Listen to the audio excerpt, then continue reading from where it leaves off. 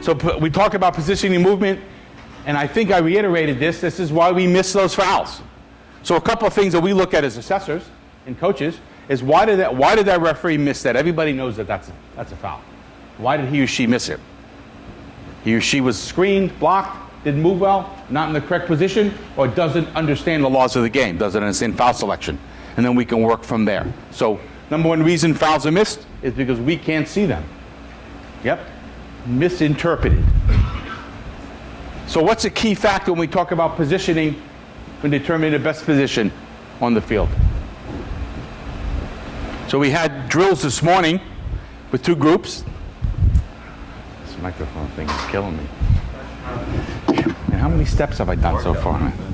Man. Yeah. We went into ideas of high pressure versus low pressure, allowing the referee when he's allowed to back off, when maybe he should be a little bit closer to play. And then on top of that, body language of the players as well. You can tell, like, especially if a player looks down at the ball and then looks up, most of the time they're probably going to do a really long ball, so you maybe should start moving a little bit upfield. Reading the game? Yep. Yeah, reading the game. So think about angles between players that give you the best chance of making the correct decision. What did I say this morning constantly? Angle of view, angle of view, angle of view. And when you think you have the best angle of view, you don't seek the best angle. Keep looking for that angle of view. That'll force you to do what? What's that? Move. That'll force you to move. And that's what we're talking about here, positioning and movement. So if we think about it, the best position to be in, the primary focus on priority. So another question, what is the next possible decision I'm going to have to make, and where is it likely to happen? Does that make sense? Yeah. And we saw that in both of the exercises on both ends of the field today. The concept being, what is my next possible decision, where will it be, and where is that likely to happen? Many of us waited to get to that spot where that next situation happened. So tomorrow that all goes away, yeah? All goes away tomorrow. In those that were here in this course or this clinic. So think about that. So we have some situations, and they are not dynamic, unfortunately. They are extremely static when you see them.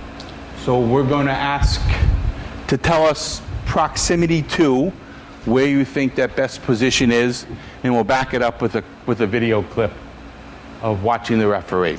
So while these clips do come from a higher level, doesn't make any difference. You're all fit in this room. We made a joke yesterday that there's a fitness test tomorrow, but I'm sure all of you would pass it. I'm sure all of you are going to pass the laws of the game quiz, the challenges quiz, and you're going to also pass the offside quiz, so that's not a concern.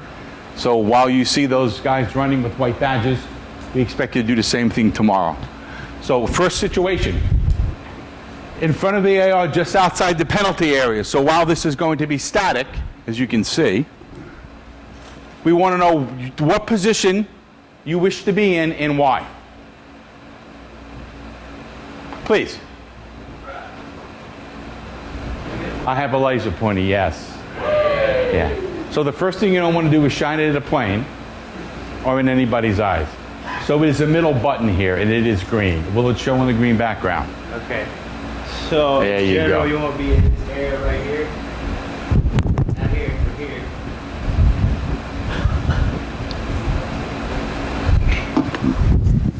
Yeah, so if I don't remind you, come up and get the mic.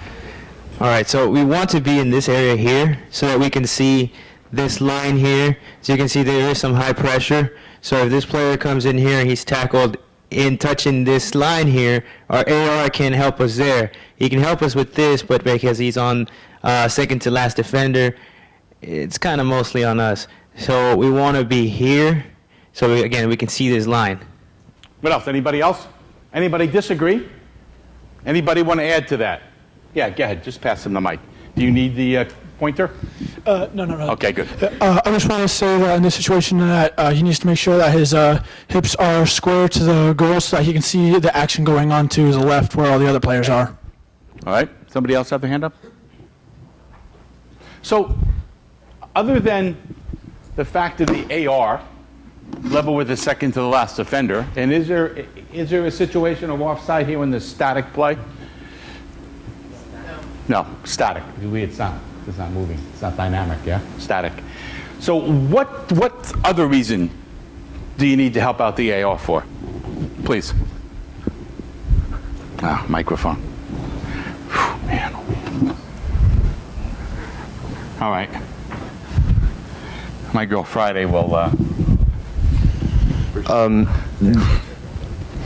Okay. So both players are almost in line with each other. Sure.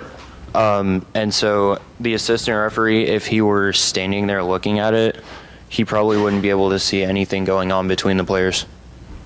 So, Danny Thornberry, can you see that line, 44 as an assistant referee?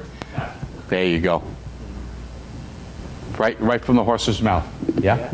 That line, can't see. What did you say? Can't see your shirt, right. I'm not going to make an educated guess, but we don't really Yeah, right. That's like saying the ball was in the net, but I'm not too sure. And I still pop the flag, or don't pop the flag, yeah. So he can't see it, or she can't see it. Yeah? That's another big reason, yeah? So, yes, so you're supporting your AR. And tomorrow you're going to be supporting your ARs. So go drift and visit. Yeah, anything?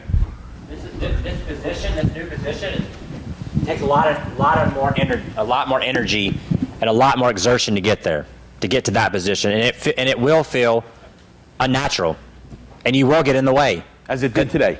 Yeah, because it's unnatural to you, and the players will dribble back to you. But as we talked, you need to find negative space, when they're dribbling toward you. But it makes, when you think about this makes sense. It made sense 5 years ago. It made sense 25 years ago. It made sense 40 years ago when I started. Always made sense, but we didn't think about it. Now we're looking at this to make sure that we can support and help. Yeah. Just because you're around the penalty area doesn't mean you don't have to work. Like, your energy level and your awareness has to go up, because that penalty area, what is that? A lot of things happen in that penalty area, right? And what is Barry's thing? You want to be in the best position to get the best angle to make the right decision, right? Okay. You're going to hear this for the rest of your refereeing career. You can be sure of this. Constantly talk about positioning and angles, constantly, and your ability to get there. Notice how I didn't use the word fitness, your ability to get there. So I have a quick of the video, and while some of these don't start out meeting the criteria, bear with me, we'll talk about it, and I'm sure it'll make sense once we start looking at it.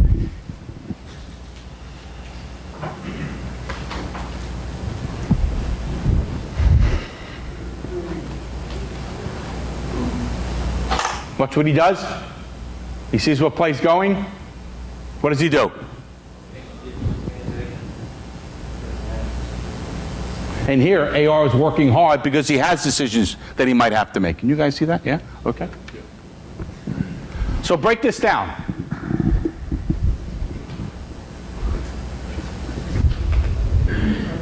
Sir, break it down for me. What do you see? Me? Yeah, you. Yeah. I'll play it again. From the beginning. There you go. I'll get a mic. Break it down. Break it down. What do you So see? they're getting into the attacking third, and they're shifting. Center's following, and he shifts as well. So it goes out the keeper, and he shifts to the right. And he probably should have kept going, but that's all good. He can see it where he is, yeah. But Okay. Yeah, we can pick it a little bit. That's fine. Yeah, we can pick it a little bit. So yeah, he moves. He reads the game. And the reason that we're in that position, his what? Explosiveness in his movement. Yeah, the explosiveness in his movement. And his diagonal run at time. Yeah, I apologize, but we need to get this on mic. So yeah, so his explosiveness, the moment he realizes that there's a loss in possession, or there's an attack occurring, right? Because he was getting in position right there. He's in position for Colombia to attack, but then Pitana realizes that the ball's going to get challenged, and he explodes, and he begins his explosive run on a diagonal to get into the best angle to keep the play between himself and the AR. So he recognizes the high pressure, the transition, you know, the loss of the ball, the turnover, whatever lingo we want to use. He recognizes it and gets himself there by using that explosive movement. Once he got there, what did Barry say before? What did he do? Kept the level and focus. He seeked the what? Better angle. He seeked the what? Yeah, he didn't settle. So this right? Constantly looking for a better angle, square to the field so he's got a good view on it. Yeah? New teachings, not that difficult. Don't let this confuse you because he's got a white badge. Or he's got the highest level of ball we can possibly have in the world. That shouldn't deter you from understanding what we're looking for.